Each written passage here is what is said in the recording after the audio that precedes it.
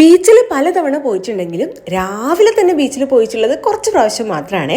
അപ്പോൾ ഇന്ന് നമ്മൾ രാവിലെ തന്നെ ഫാമിലി ആയിട്ട് നമ്മുടെ പയ്യാമ്പലം ബീച്ചിലേക്ക് പോയതാണ്.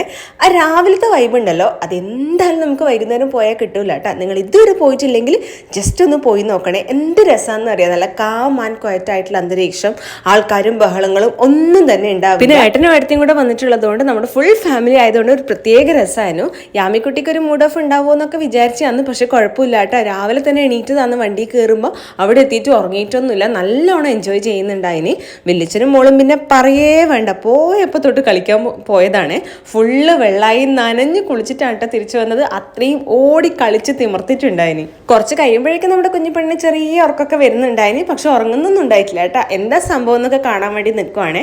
പിന്നെ ഏട്ടൻ വെള്ളത്തിലേക്കൊക്കെ ജസ്റ്റ് ഒന്ന് വാവേനയും കൊണ്ട് ഇറങ്ങി അതൊക്കെ നല്ലോണം ആസ്വദിക്കുന്നുണ്ടായിനി യാമിക്കുട്ടി. അങ്ങനെ എല്ലാം കൊണ്ടും ഇന്നത്തെ രാവിലെ നല്ല അടിച്ചു പൊളിച്ചു നല്ലൊരു മോർണിംഗ് വൈബായിരുന്നു.